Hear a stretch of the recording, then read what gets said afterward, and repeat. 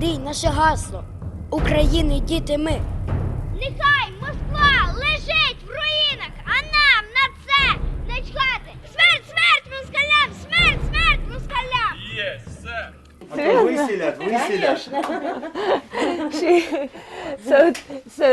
Zina, Vika's mum, she actually received, she has a Russian passport, she lives on this side, but has a Russian passport, gets her pension there, and she says that her pension is 4 times bigger than the one she would have in Ukraine.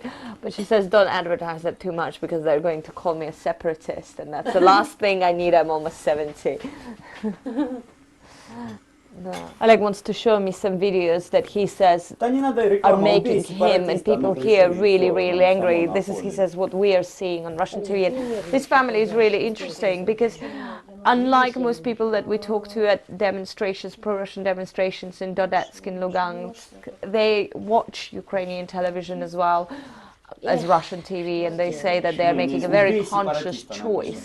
And here to be with Russia, and here is why. Вот это не сепаратизм. Это школа, да? Это школа киевская. Олег, это дети. нормально разговаривай. Олег. Тише. They're shouting, hang the Russians, hang the Russians. So he says, and now, and you're telling me we're the separatists, we're the bad guys? Повесить русского это. How do you think that makes us feel? Олег, вот если Россия ведет войска? Не ведет Россия войска. Никогда в жизни. Мы просим, Россия не может ввести Потому войска, что сразу если... Америка предъявит аннексию. Потому что Америка предъявит аннексию, чтобы не разразилась Третья мировая война Мы на грани из-за Третьей мировой Украины. войны. Рій, наше гасло. України, діти, ми. Нехай Москва лежить в руїнах, а нам на це не чхати. Смерть, смерть москалям! Смерть, смерть москалям! Yes, sir.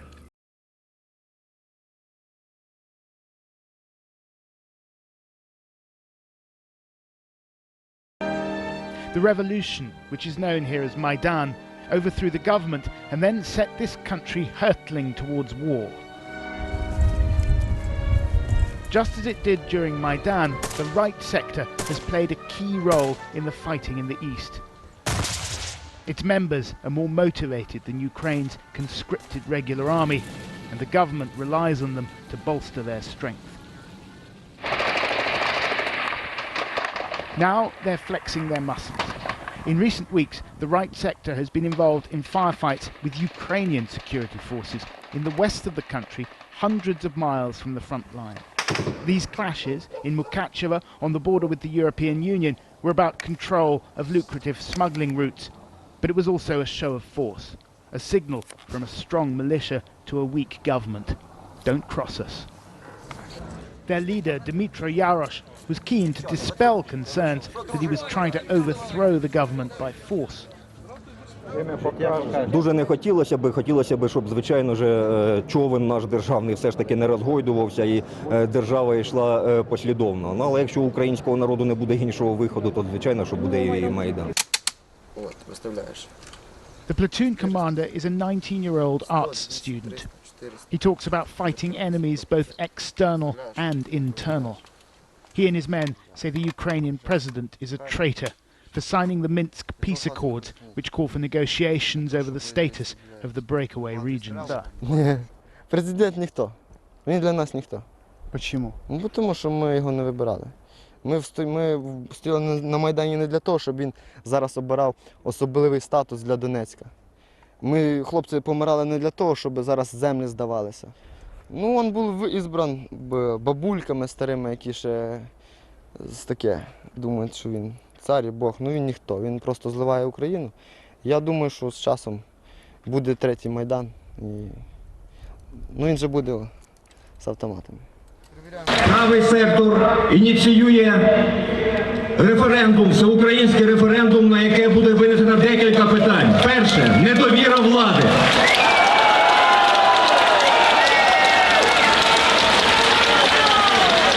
Друге – ми вимагаємо, щоб нарешті війна, яка ведеться Росією проти України, була визнана війною, а не АТО. І тут слово має сказати наш український народ.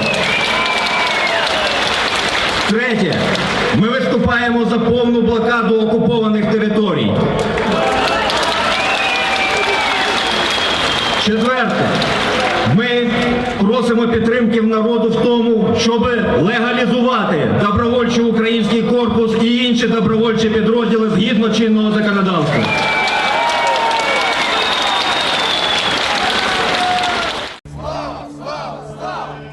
The protesters are back, but in place of ordinary citizens, now they're battle-hardened fighters.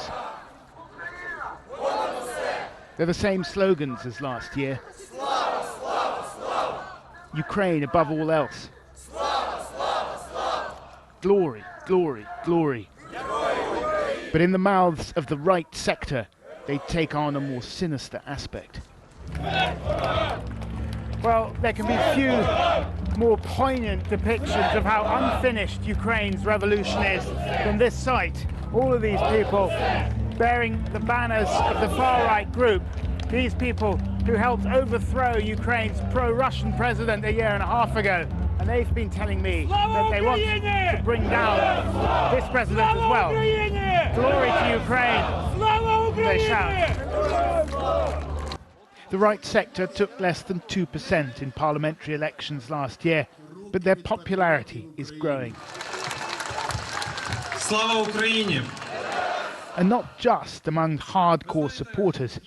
Listen to these two middle-aged ladies, ordinary residents of Kiev.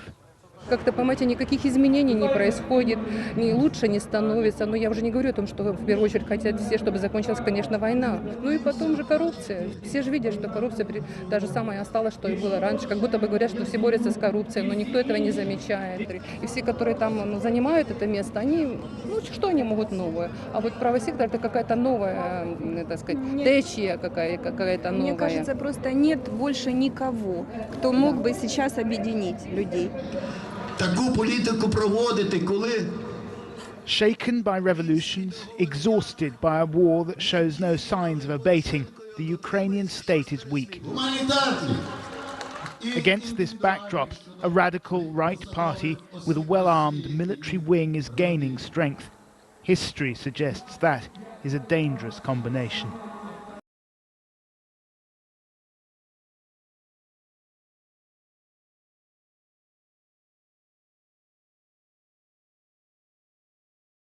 Police have largely disappeared from the streets of Kiev. Law and order is maintained by so-called self-defense groups. Not all hold extreme views, but those who do are often shy of the cameras.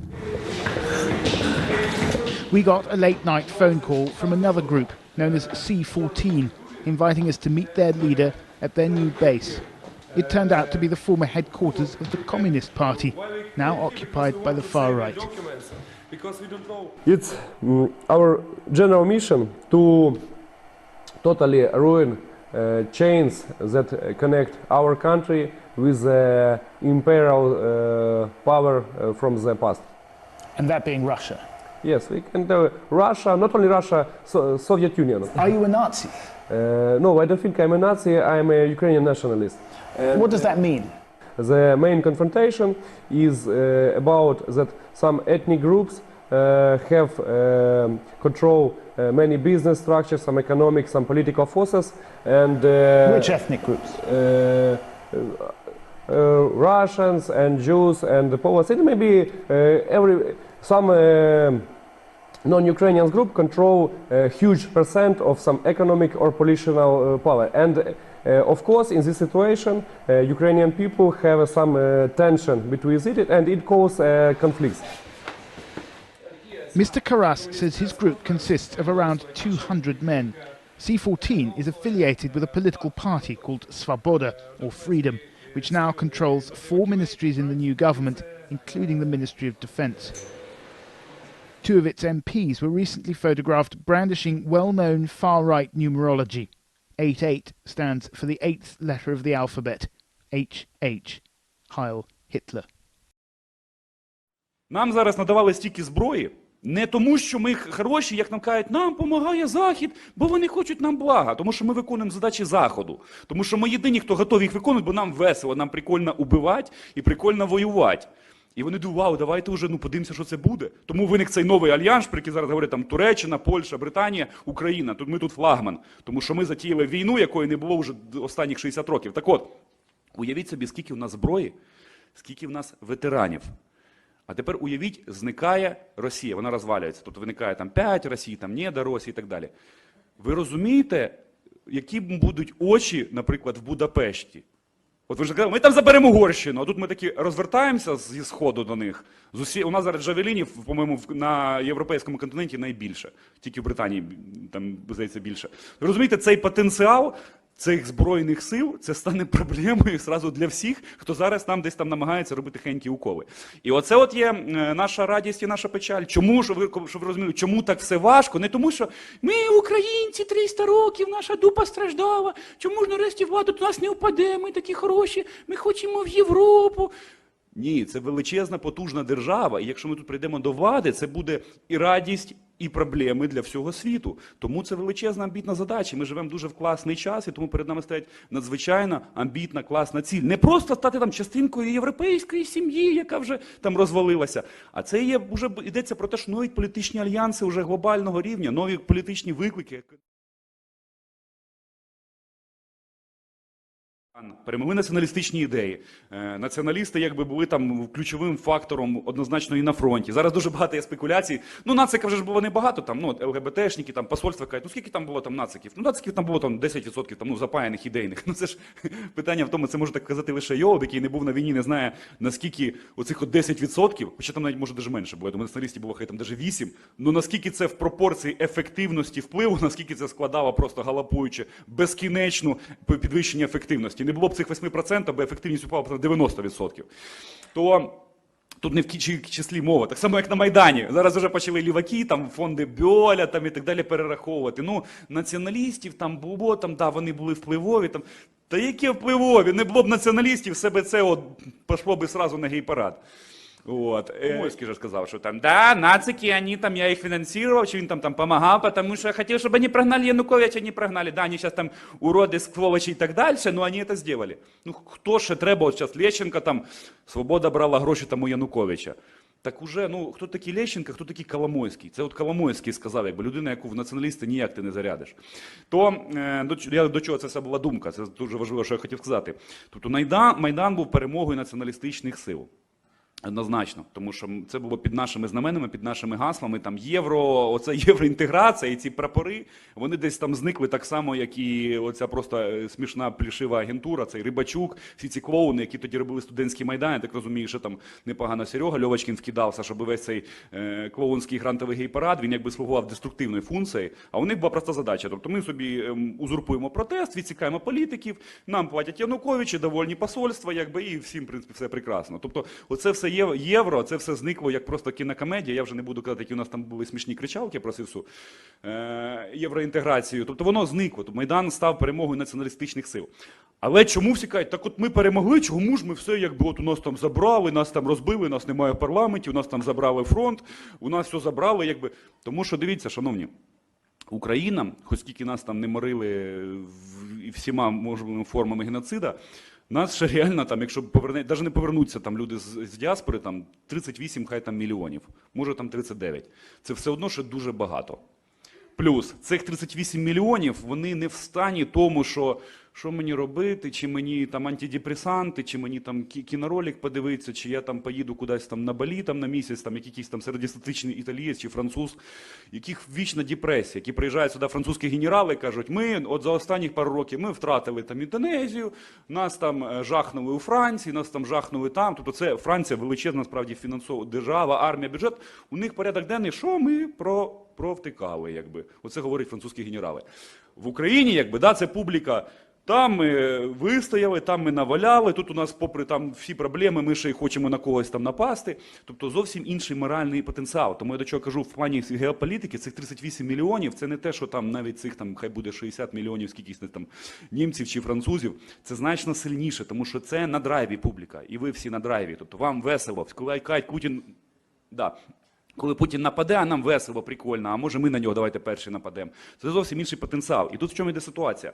Після перемоги Майдану Україна опинилася на загрозі для світу того, що величезну державу з сильним потенціалом, сильним морально духом вольовим населення візьмуть владу націоналісти. Ця держава має ще досі дуже серйозні показники по економічних, навіть по сучасних технологіях. Нам вічно кажуть, що ми відсталі. Ні, навіть в авіакосмічному будуванні, супутниках у нас ще дуже багато різних речей, які ми в передових, топ-6 світу, топ-10 світу, по програмістах і так далі. Дуже багато речей, у нас величезний потенціал. І в чому йде проблема? Що якщо націоналісти прийдуть тут до влади, Україна стане проблемою не для тільки ЄС, конкуренції внутрішньої, вона стане проблемою уже для багатьох країн світу.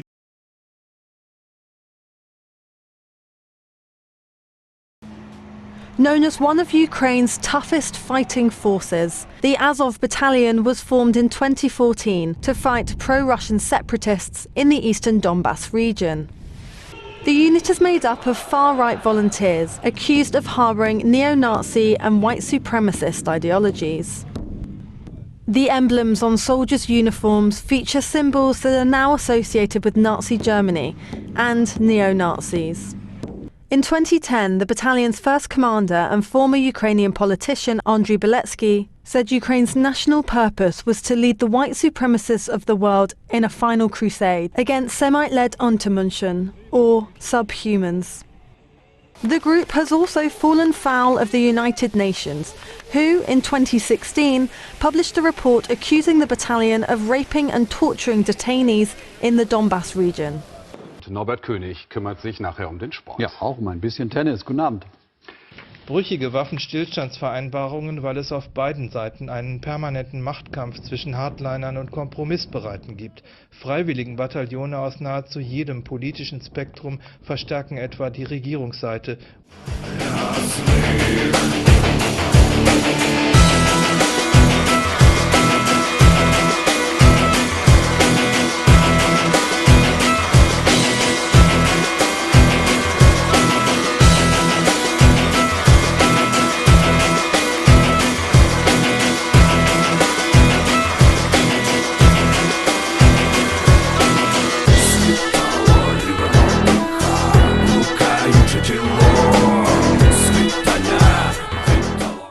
The National Militia, together with some war veterans, turned up and stood among the deputies, announcing that no one would leave until the mayor's budget was passed.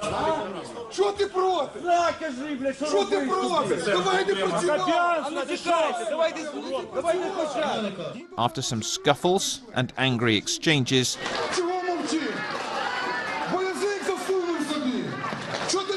the budget was passed. Зараз Черкаси стало тренувальним майданчиком для військово-перевороту в Україні. Alarmist? Perhaps, but many people, not just in Cherkasy, are wondering whether the national militia are being mobilized as part of a bigger political play. Без погодження МВД, то такого існувати в Україні не може. Якщо Аваков прийме рішення для себе, що таким чином національна дружина, яка вона є, зараз не може існувати, де люди ходять в балаклавах, де люди ходять у військовій формі, то я думаю, це питання буде рішено. This is him, Arsen Avakov, Ukraine's ambitious interior minister. His links to the Azov group are well known. He's put their fighters on the payroll of his ministry and appointed one of their commanders, Vadim Troyan, as his deputy. Mr. Avakov declined our interview request, but his spokesman told us he believed the national militia was simply running a very effective publicity campaign. Please look at us. We are so strong. We are so serious. Believe me, it's not a truth. If the groups are operating not going against the law. But they are going against the law.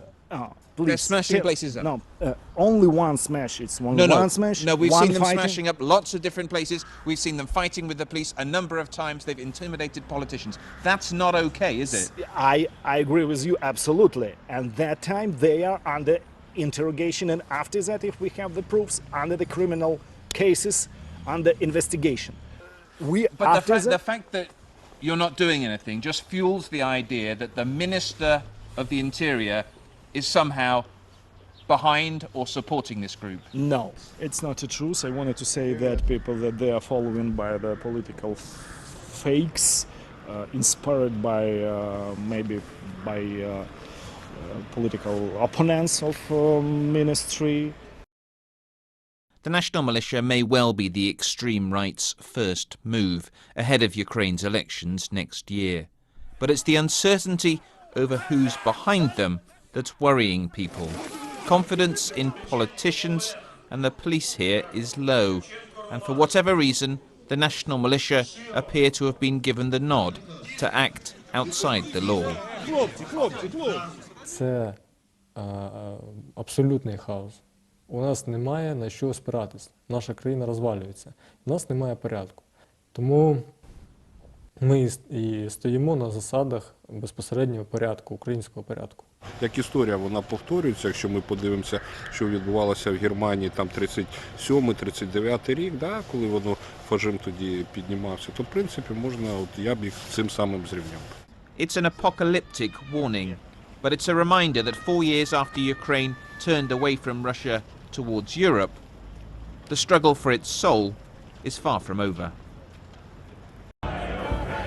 For Ukrainian nationalists, January 1st is one of the most important days in their calendar. It marks the birth of Stepan Bandera, the leader of the Ukrainian partisan forces during the Second World War. The rally was organized by the far-right Svoboda Party. Protesters marched amidst a river of torches and signs saying, "Ukraine above all else." But for many in Ukraine and abroad, Bandera's legacy is controversial.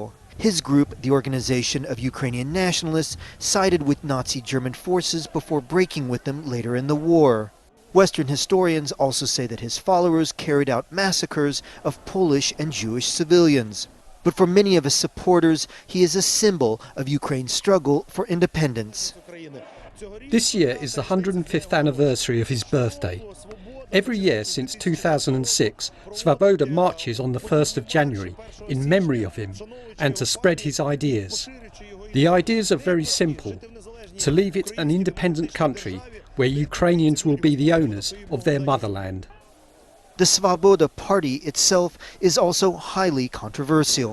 It has played a major role in the country's pro-European, anti-government protests, now more than a month old.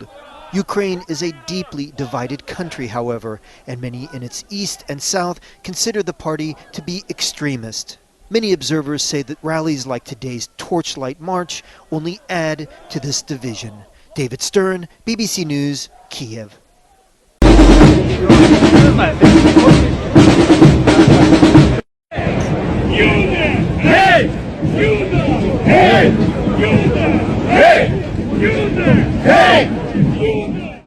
Ну що, москалику, поговоримо?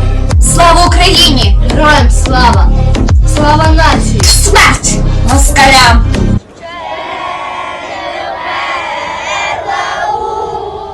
України, ні слава, ні воля! Слава Україні! Героям слава! Москалям смерть! Слава нації! Смерть ворогам! Україна! Понад усе! Україна! Понад усе! Україна! Понад усе! Наш Бандера, Україна мати, ми за Україну будем воювати. Батько наш Бандера, Україна мати, ми за Україну будем воювати.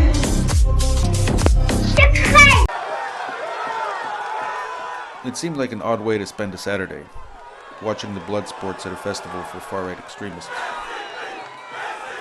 This was the summer of 2019, and I'd gone to Ukraine to learn more about these groups. From the crowds, one thing seemed pretty clear about them. They weren't bothered by the fact that this event was organized by the Azov movement, a far-right group that has increasingly been linked to violence around the world. The shooter is linked to a 74-page manifesto filled with white supremacist rhetoric. FBI agents say he expressed a desire to travel to Ukraine to fight with a far-right paramilitary group. at least one member of an American hate group also trained in Ukraine, with Azov Battalion.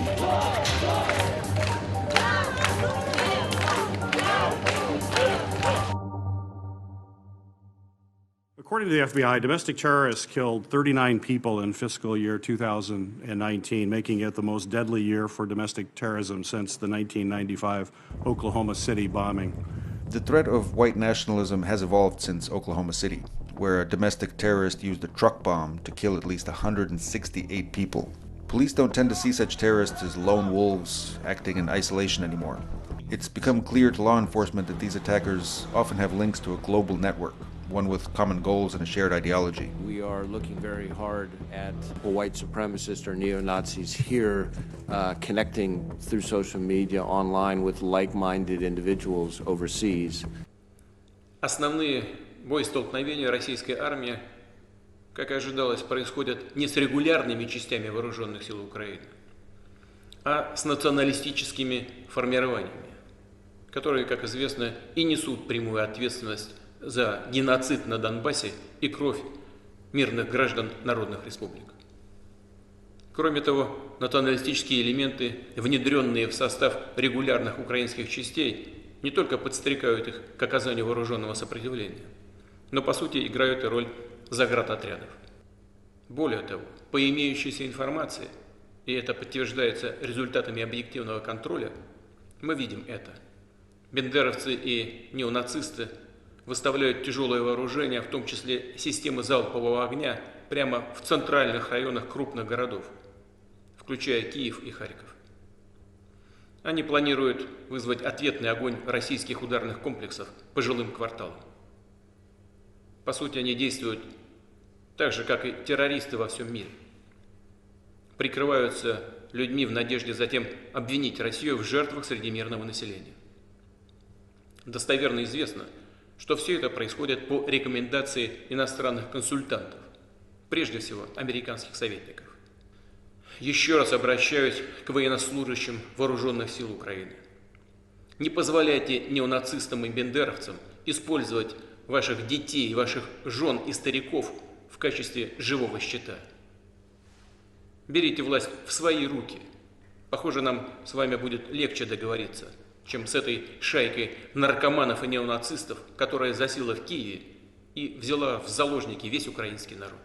Окрім того, що є війна на Сході, ми розуміємо, що членство в НАТО ми б хотіли, і так це було б забезпечення нашої безпеки, нашої територіальної цілісності. І також це закріплено і в законодавстві України, в Конституції України. І багато лідерів дійсно трішечки натякають Україні, що можна, скажімо так, не ризикувати, не піднімати постійно питання щодо майбутнього членства в Альянсі. Тому що ці ризики пов'язані з реакцією Російської Федерації. Мені здається, що ніхто цього вже не скриває. І мені здається, ми повинні бути відвертими. Але все одно це рішення залежить все одно від нас. In recent days, the Ukrainian issue has made headlines, global headlines, and has now been given pride of place at the UN Security Council and now the General Assembly. At the same time, Russian actions are being distorted and thwarted, and there's the number of incredible fakes is staggering with the use with media outlets and social networks proliferating these lies. For this reason, today I wish to focus on the real reasons for the crisis that has emerged and its possible consequences. I wish to emphasize the following. The root for the current crisis lies in the actions of Ukraine itself. For many years, it sabotaged and flouted its direct obligations under the Minsk package of measures. The people of Donbass and Lugansk continued to have to take shelter in basements. There was a flood of refugees entering the Russian Federation, and yet still the nature of the Ukrainian armed forces operation did not change, and yet Western partners did not turned a blind eye to this, and they merely echoed Ukrainian tall tales about the allegations that Donbass people were shelling on themselves. The worsening suffering of the residents of Donbass is something that has left Western sponsors unmoved in recent years, this discussion at the Security Council and General Assembly, there was no empathy whatsoever, no compassion for the people of Donbass and Lugansk. It seems that these 4 million people simply don't exist for them. The goal of the special operation is to protect the people who for 8 years were subject to torment and genocide by the Kiev regime. To that end, there's a need to demilitarize and denazify Ukraine. Russia has been exercising its right to self-defense from a regime that has been striving to gain access to nuclear weapons. The president of Ukraine explicitly stated this on 18 February. For us, Ukraine joining NATO is a red line. First and foremost, from the military strategic level, the deployment of NATO infrastructure in that country would compel us to adopt measures in response. We believe that the UN can and should play its role, help to bring the stakeholders' positions closer together and to eradicate the causes of conflict. The key role here, according to the Charter, should be played by and lies with the Security Council. We constantly hear lies, fakes about indiscriminate shelling of Ukrainian cities, hospitals, schools, kindergartens. The Russian army does not pose a threat to the civilians of Ukraine, is not shelling civilian areas in areas and cities where Russian armed forces have taken control.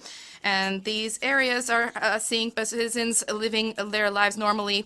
Basic infrastructure, transportation, local infrastructure, and law and order is being upheld. And this includes the electrical station, the power plant, which is jointly patrolled by Russian representatives and the special Ukrainian police who are present in the area. The Chernobyl plant is also operating normally. The threat to the residents of Ukraine presently is posed by the Ukrainian nationalists who have effectively taken hostage the residents of Ukraine, and they're using them, they're hiding themselves behind them and using them as human shields. There's abundant evidence from ordinary Ukrainians that nationalists, despite their protests, have been deploying heavy equipment and multiple rocket launchers in residential areas. This is an egregious violation of international humanitarian law, which needs to be duly condemned.